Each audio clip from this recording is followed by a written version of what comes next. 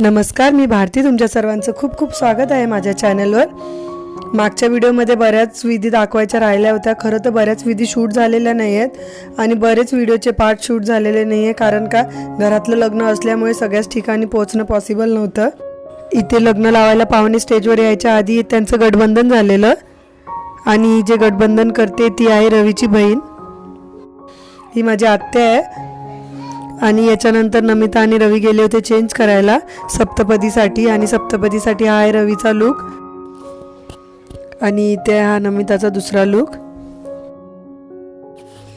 आणि आता इथे चालू आहे कन्यादानाचा विधी.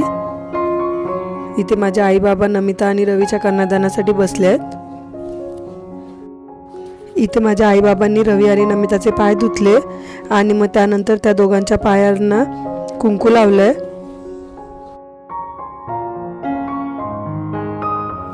नंतर त्या दोघांना हळद कुंकू लावलं आणि नंतर इथे दोघांना भरवलंय दही आणि अनारस. आणि नंतर इथे त्यांच्या हातात दिलाय बाळकृष्ण. आणि इथे कन्यादानाचा विधी संपन्न झालाय. आता पुढचा विधी आहे रवी आणि नमिताच्या सप्तपदीचा.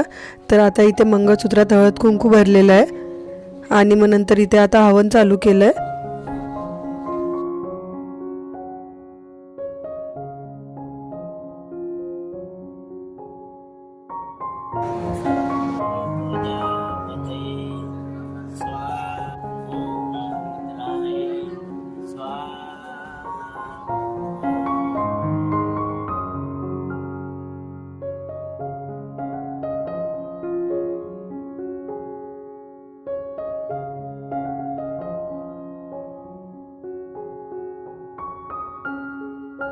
आता इथे दोघांचे फेरे सुरू झाले आहेत.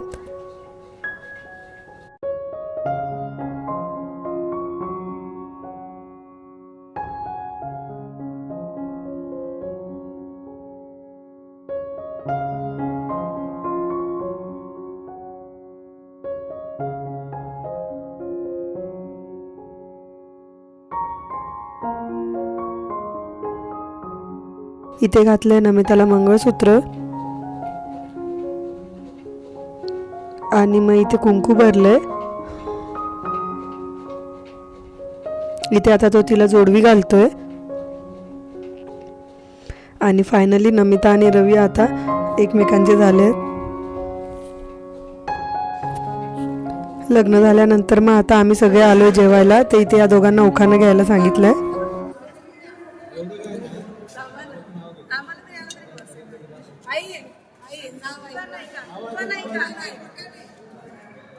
एमपीएससीचा अभ्यास करून आलो मी सायको. एमपीएससीचा अभ्यास करून आलो मी सायको. औषधोपचारासाठी नमिताला करून जाते बायको.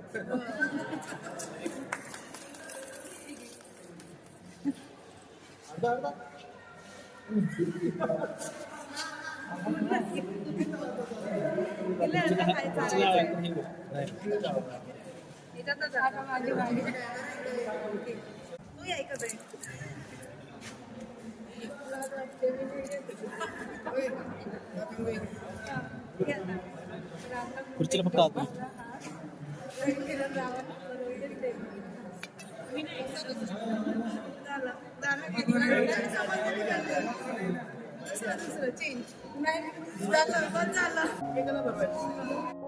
इथे नमिता आणि रवींनी एकमेकांना भरवलाय प्रेमाचा घास आणि आम्ही जेवायला सुरुवात केली. मला तर जेवणच जात नाही माझ्या बहिणींच्या लग्नाच्या वेळेस. जेव्हा माझ्या मोठ्या ताईचं लग्न होतं तेव्हासुद्धा मी जेवलीच नव्हती आणि आता पण ताट घेतलं वाढून, पण जेवणाच्या वेळेला जेवणच जात नव्हतं. दोघी बहिणींच्या लग्नात मी एवढी रडली आहे. मला असं वाटतं रडून रडूनच माझं पोट भरत असेल, त्यामुळे कदाचित मला जेवायची इच्छाच होत नाही.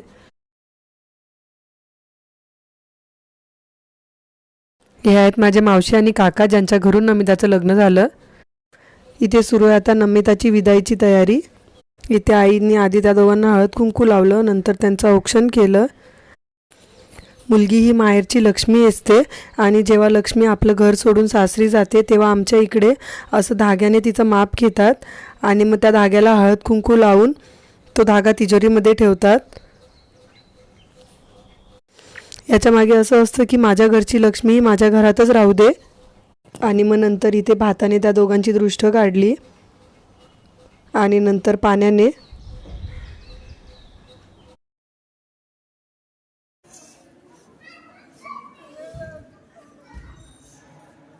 क्षण प्रत्येक मुलीच्या आयुष्यातील सर्वात कठीण क्षण असतो, जेव्हा आपल्याला आपल्या नवीन आयुष्याची सुरुवात करायची असते, पण तिथे आपली माणसं आपल्याला मागेच सोडून जावी लागतात.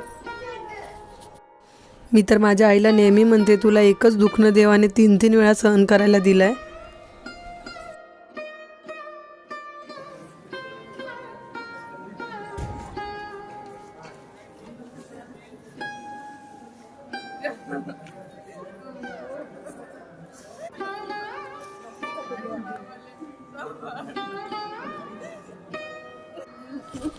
अक्षय असा शांत स्वभावाचा आहे, पण नमिताच्या लग्नात तो एवढा रडला, जेवढा तो माझ्या आणि ताईच्या लग्नात रडला नसेल तेवढा तो नमितासाठी रडत होता. जेव्हापासून नमिताचं लग्न ठरलेलं आम्ही तेव्हापासून अक्षयला चिडवत होतो की आता घराची कामं करायला शिक, आता नमिता नसेल तर सगळं तुला करायला लागेल, तुला लक्ष ठेवावं लागेल. आम्ही बहीण भाऊ कधी वेगळे राहिलोच नाही, आधी कोणत्या नातेवाईकाकडे राहिलो नाही किंवा काय. आणि जेव्हापासून माझं लग्न झालं तेव्हा मी घरी जायची तर असं कधीच झालं नाही की नमिता घरी नसेल. नमिताशिवाय घराची कल्पनाच करवत नाही, पण आता आम्हाला पण सवय लावावी लागेल तिला सोडून राहायची. आणि इथे सगळ्यांचेच डोळे तिच्यासाठी भरून आले होते. माझी मोठी ताई आणि नमिता एकाच ठिकाणी कामाला होत्या, त्यामुळे त्या दोघी दिवसभर सोबत असायच्या. तिचं लग्न ठरलं तेव्हा माझी ताई म्हणायची, मी तर दिवसभर तिच्यासोबत असते, ती नसल्यावर माझं काय होईल.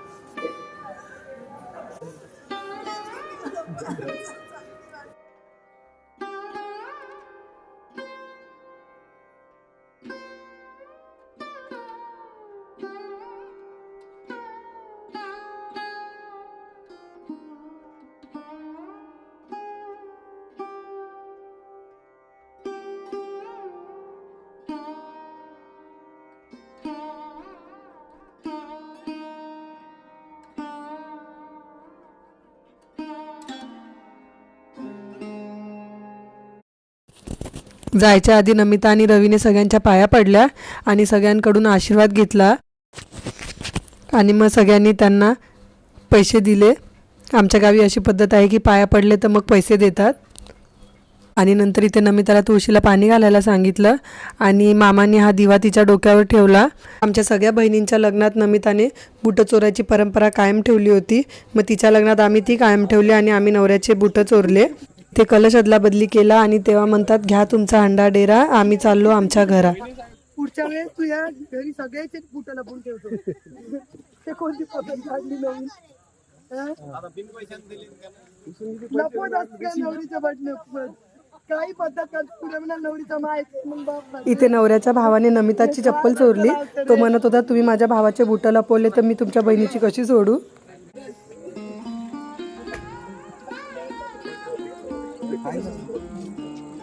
बॅगी दिल्यात ना.